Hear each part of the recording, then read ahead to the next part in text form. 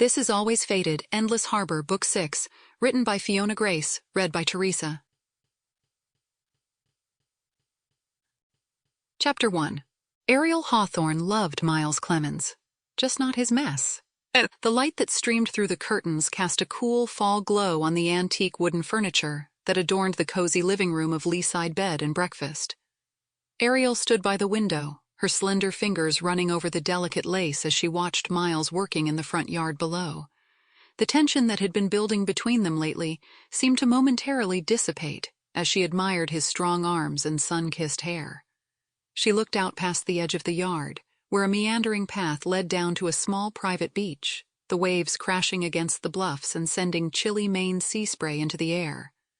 The trees that lined the coastline were adorned in a rich tapestry of reds, oranges, and yellows. The foliage created a vibrant contrast against the clear blue sky, as if nature itself was showcasing its artistry. The beach stretched out beneath the bluffs, a strip of pristine sand kissed by foamy waves.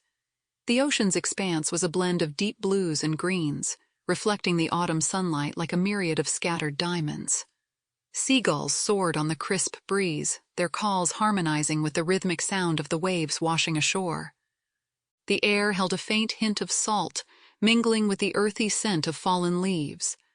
As the breeze swept inland, it rustled the grasses and bushes that clung to the edges of the bluffs, and all the way across the front yard of Leaside, creating a gentle, whispering melody that added to the tranquil atmosphere.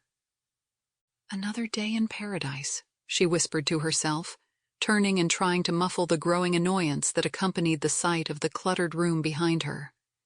Since Miles had moved in with her, her once immaculate B&B now bore the unmistakable signs of his presence: tools scattered on the side tables, muddy boots left unceremoniously by the door, and the faint smell of sawdust that seemed now to always linger in the air.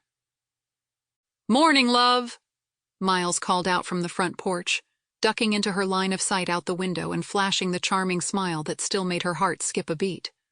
"I'll be inside soon. Just need to finish mitering this custom trim for the new client."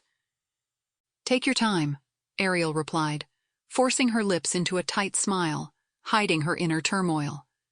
She knew Miles was busy with his new boat-building business, and she was proud of him for pursuing his passion. With his house on the market and prospective buyers potentially coming by, it was only natural that he'd bring some of his work home, here, to Leaside, his new home. But the messiness that came with it was beginning to try her patience, even though she didn't want to admit it. If he weren't so stressed, she might feel better. Sample complete. Ready to continue?